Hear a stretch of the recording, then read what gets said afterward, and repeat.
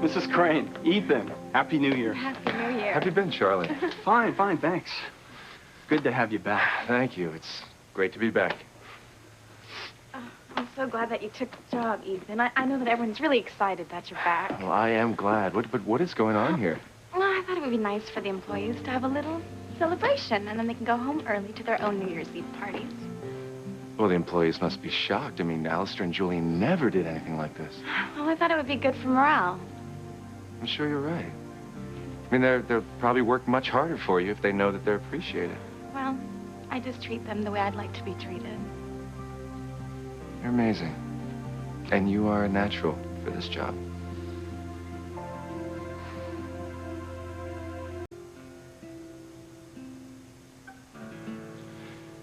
So, what's on the agenda today?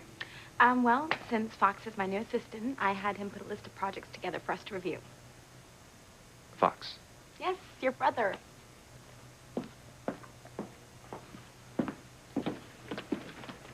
There are some corporate acquisitions that I'd like to get your opinion on.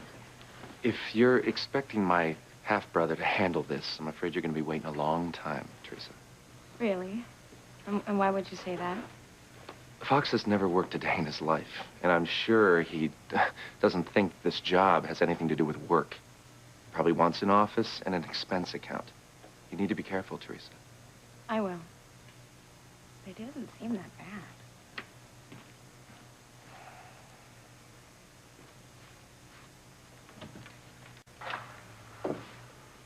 Good morning, Theresa. Ethan? Good morning, Fox. I compiled the list of acquisitions you were interested in, and I took the liberty of going online to get complete corporate histories. I also got bios on all the CEOs and CFOs involved. This is wonderful. Ethan, there's a copy of everything on your desk, and I also reserved the conference room for the two of you to have your meeting later this morning.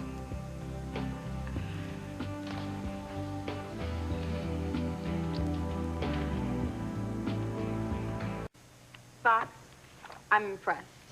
I mean, you did everything that I asked for and more. You know, you showed a great deal of initiative. Just doing my job. Well, like I said, I'm very impressed. Thank you. Ethan, I hope you found the file helpful.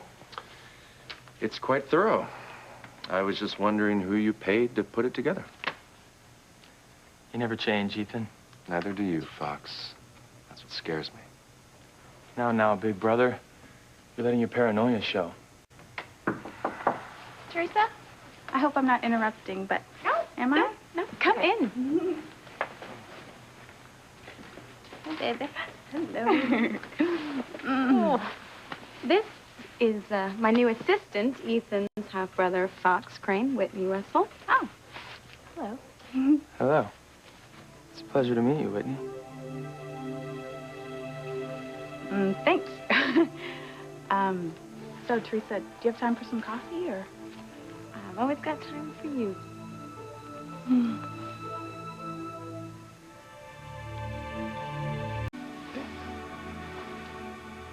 Oh, I see you're dressed for tennis. Are you any good? Oh, Fox. Whitney, she is like a major player. On her way to the U.S. Open, Wimbledon, the Grand Slam. Well, really? Well, then I'm even more impressed with your beautiful friend here. So your name is Fox, huh? Well, actually, it's Nicholas Foxworth Crane, but I like to be called Fox. Suits you. Thanks. Listen, I play a little tennis, too. Maybe we could hit the courts at the club some afternoon together. I'm not so sure. Why not? Theresa, does Whitney have a boyfriend? No.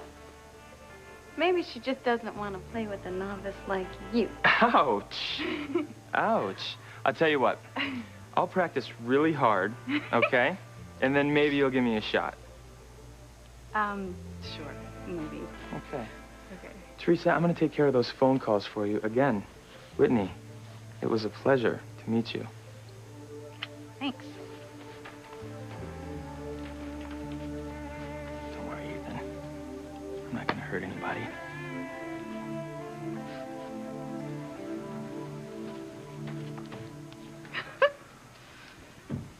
why didn't you want me to tell Fox about Chad? I mean, you guys are still together, aren't you? Oh, yeah. I just don't want anybody to know. I mean, I can't take a risk of getting back to Chad or Simone. That's all. Right. Yeah. Well, why don't you play tennis sometime with Fox? I mean, he's like a really nice guy. Theresa, don't be fooled by his oily charm, okay? He's on his best behavior now. Don't fall for it. Okay, Fox, he's trouble. He always has been. Don't worry, then I'll be careful. You know, I think he's really very sweet. I can handle him. Well, I hope you can. Anyway, I'm gonna go, look over these figures before our meeting, so I'll see you then. All right. So, what was that all about? It's about me getting Ethan back. Wait, what do you mean getting Ethan back? He's married, Theresa. You gotta let it go. Whitney, have you ever known me to let anything go once I set my mind on having it? No, but Ethan's not an it. He's the man that you loved and lost.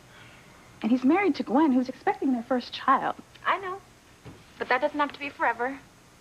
I'm gonna get Ethan back, and Fox is gonna help me. Fox? What are you talking about? Well, didn't you see it? I mean, how jealous Ethan gets whenever Fox is around. He's, like, worried that I'm gonna be taken in by him and then hurt by him. Well, maybe you should be worried too, Theresa. I mean, he seems pretty slick to me. Whitney, Fox is just a guy, okay? And like I told Ethan, I can handle him. I don't know about that. Well, I do.